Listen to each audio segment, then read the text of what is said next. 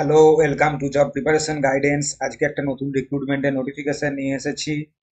দেখো, আসাম রাইফেলস, যেটার head office আছে Shillong, Assam rifles Shillong.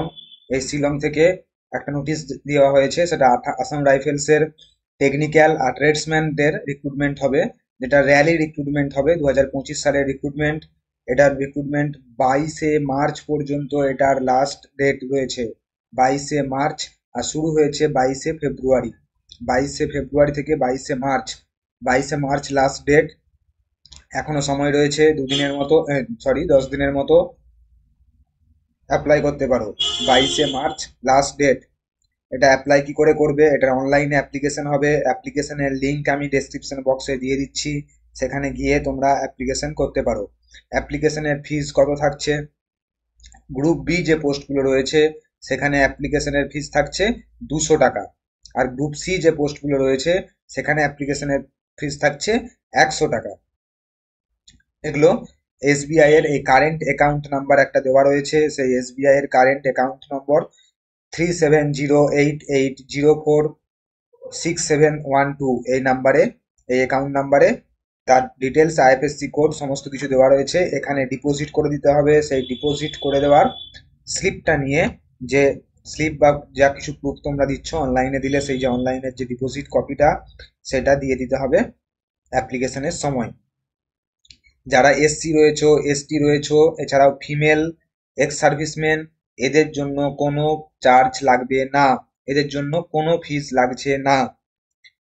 SC, ST, female ex serviceman কোনো চার্জ লাগবে না, কোনো ফিস নেই, জিরো। ফিজিক্যাল স্ট্যান্ডার্ড টেস্ট প্রথমে হবে। ফিজিক্যাল স্ট্যান্ডার্ড টেস্ট বা ফিজিক্যাল এফিসিয়েন্সি টেস্ট যেটা, সেটা প্রথমে হবে এবং তার অ্যাডমিট কার্ড দিয়ে দেওয়া হবে। সেটা কোথায় হবে? সুখোভি, নাগাল্যান্ড। নাগাল্যান্ডে কিন্তু এটা সেন্টার পড়বে। যেটা গ্রাউন্ড হবে সেটা নাগাল্যান্ডে সেন্টার পড়বে আসাম রাইফেলসের। এটা তোমরা, এই যে ওয়েবসাইট দেওয়া আছে, এই ওয়েবসাইটে গিয়ে এখান থেকে অ্যাডমিটটা তোমরা পেয়ে যাবে। সমস্ত পরীক্ষাগুলোই হবে এই এই সেন্টারে, সুখোভি নাগাল্যান্ড সেন্টারে। যারা হ্যান্ডিক্যাপড রয়েছে সেই হ্যান্ডিক্যাপদের জন্য, তাদের জন্য স্পেশাল ব্যাপার রয়েছে। ট্রেডগুলোতে তারা শুধু অ্যাপ্লাই করতে পারবে, যেগুলো ট্রেডসম্যানসের পোস্ট থাকছে।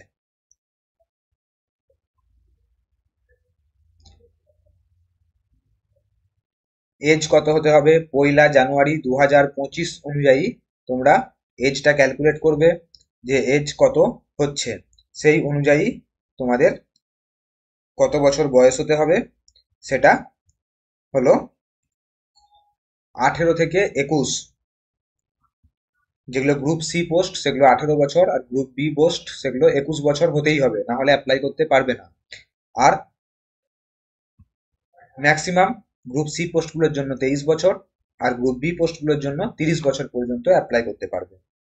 এখানে এছাড়াও এসসি এসটিরা 5 বছর, ওবিসিরা 3 বছর পর্যন্ত ছাড় পাচ্ছ। এই 1লা জানুয়ারি 2025 এই ডেট অনুযায়ী তোমরা বয়সটা ক্যালকুলেশন করবে। এছাড়া এসসি এসটিরা 5 বছর ছাড় পাচ্ছ, ওবিসিরা 3 বছরের ছাড় পাচ্ছ। বিভিন্ন ক্যাটাগরি ওয়াইজ এখানে দেওয়া রয়েছে কিরকম হাইট, চেস্ট, এই সমস্ত মাপগুলো হতে হবে।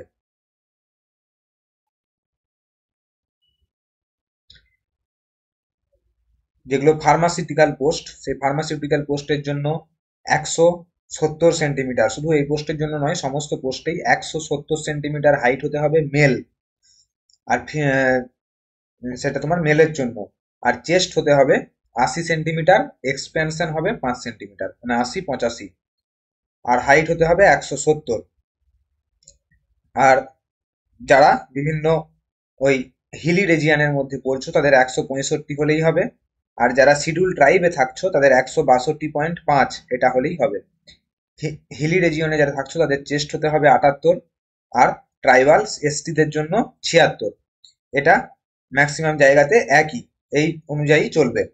আর যেখানে ফিমেল এলিজিবল, ফিমেল যে পোস্টগুলোতে এলিজিবল, যেমন ফার্মাসিউটিক্যাল পোস্টের জন্য ফিমেল এলিজিবল, এই ফার্মাসিউটিক্যাল পোস্টগুলোতে ফিমেলদের জন্য 157 সেন্টিমিটার নর্মাল, হিলি এরিয়ার জন্য 155 সেন্টিমিটার, আর এসটি শিডিউল ট্রাইবদের জন্য 150 সেন্টিমিটার হাইট হলেই হবে ফিমেলদের। এখানে মেল ক্যান্ডিডেটদের গ্রাউন্ডে কি থাকছে, 5 কিলোমিটার রান, যেটা 24 মিনিটের মধ্যে কমপ্লিট করতে হবে। ফিমেলদের সেটা 1.6 কিলোমিটার, 1600 মিটারের রান 8.5 মিনিটে কমপ্লিট করতে হবে। মেল ক্যান্ডিডেটদের যেটা রয়েছে, যদি লাদাখ রিজিয়নে হয় তাহলে শুধুমাত্র 1600 কিলোমিটার রান 7 মিনিটে কমপ্লিট করলেই হবে। আর ফিমেলদের 800 মিটার রান 5 মিনিটে কমপ্লিট করলেই হবে। এই গ্রাউন্ড হয়ে যাওয়ার পর যারা ট্রেডসম্যানে থাকছে ওদের ট্রেডের টেস্ট বা স্কিল টেস্ট নেওয়া হবে। তারপরে হবে রিটেন টেস্ট। রিটেন টেস্ট 100 নম্বরের হবে, যেখানে পাস মার্কস হচ্ছে জেনারেলদের জন্য 35%, আর ইডাব্লিউএস থাকলে সেটাতে 33%, এসসি এসটি ওবিসিদেরও 33%। এটা হচ্ছে মিনিমাম পাস মার্কস। তারপরে মেডিকেল এক্সামিনেশনের পর তোমাদের মেরিট লিস্ট দেওয়া হবে এবং ট্রেনিং এ পাঠানো হবে। কত বেতন থাকছে, বেতন যেটা অ্যালাউন্স, সেন্ট্রাল গভর্নমেন্টের যে অ্যালাউন্স অনুযায়ী হয় সেই সমস্ত কিছু তোমাদের রাইফেলম্যান ওয়াইজ দেওয়া হবে। মোটামুটি তোমরা ধরে রাখো স্যালারি থাকছে 35,000 প্লাস।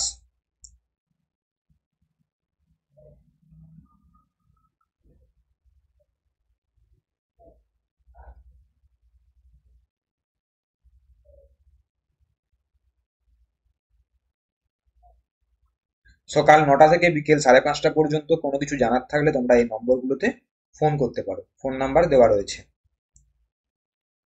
কি কি পোস্ট রয়েছে, রিলিজিয়াস টিচার বলে একটি পোস্ট রয়েছে যেটাতে শুধু মেলরাই অ্যাপ্লাই করতে পারবে। সেখানে কি কি এলিজিবিলিটি রাখবে, কোয়ালিফিকেশন গ্র্যাজুয়েশন হতে হবে এবং মাধ্যমিকে সংস্কৃত অথবা ভূষণ এই সাবজেক্টগুলো থাকতে হবে এবং হিন্দি মিডিয়াম হতে হবে, তবেই এলিজিবল। রেডিও মেকানিক, এটাতে কি এলিজিবিলিটি থাকছে, মাধ্যমিক পাস থাকতে হবে, তারপরে ডিপ্লোমা ইন রেডিও এবং টেলিভিশন টেকনোলজি, ইলেকট্রনিক্স টেকনোলজি এই সমস্ত কিছুতে ডিপ্লোমা থাকতে হবে। অথবা যদি না থাকে তাহলে উচ্চ মাধ্যমিক পাস হলেও হবে, উচ্চ মাধ্যমিকে ফিজিক্স কেমিস্ট্রি ম্যাথামেটিক্স থাকতে হবে। লাইনম্যান ফিল্ড, লাইনম্যান ফিল্ডের জন্য এখানে এলিজিবিলিটি হচ্ছে মাধ্যমিক পাস থাকতে হবে, তার সঙ্গে আইটিআই সার্টিফিকেট থাকতে হবে ইলেকট্রিসিটির উপরে, ইলেকট্রিশিয়ানের আইটিআই সার্টিফিকেট থাকতে হবে।